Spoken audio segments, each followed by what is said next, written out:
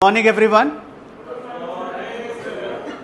Regression analysis आज topic जो statistical methods में है वो रिग्रेशन एनालिसिस।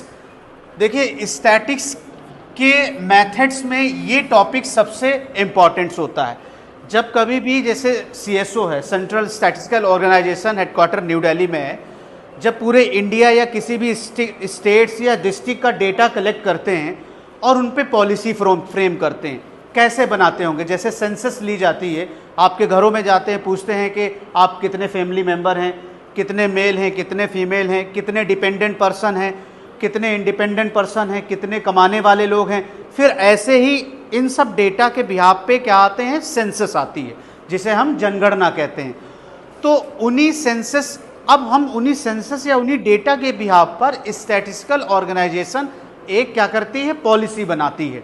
अब मान लो बहुत से रिसर्चर हैं, किसी को PhD करनी है या MPhil करना है। MPhil तो अब नेट में मतलब न्यू NEP में MPhil ख़त्म हो गया, मैंने कई बार आपको बताया, अब सिर्फ PhD है।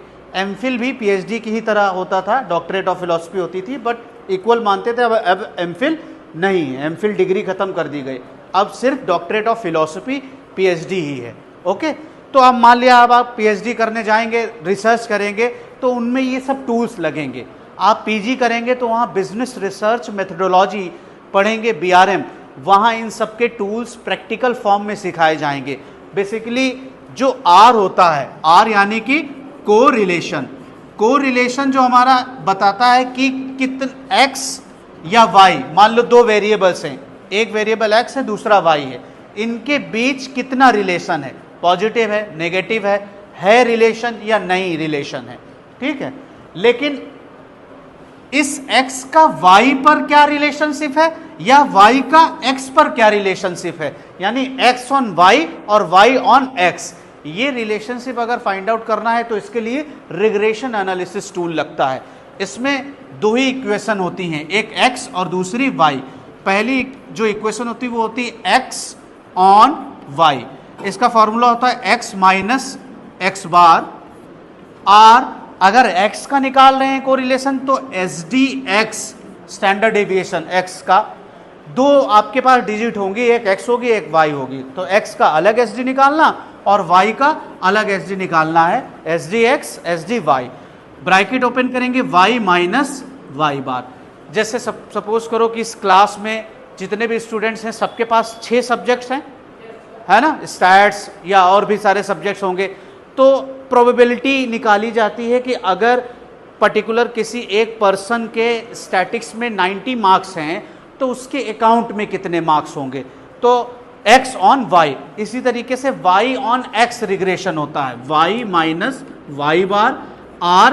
अब देखिए इधर SDX था तो अब क्या हो जाएगा, SD y upon SDX x minus x बार। ये दोनों इक्वेशन है, यानी हमें दो सीरीज दे रखी होंगी, दो वेरिएबल दिए होंगे, एक होगा x एक होगा y। पहले वाले x से आपको पहले r निकालना है, ठीक, r यानी कोरिलेशन। r का मैंने फॉर्मूला आपको बताया था, sigma dx dy upon n SDX और SDY। तो दूसरी बार आपको SD निकालना है। देखिए standard deviation, without calculation of standard deviation you can't calculate correlation, Karl Pearson, और इनके बिना आप रिग्रेशन भी नहीं निकाल सकते।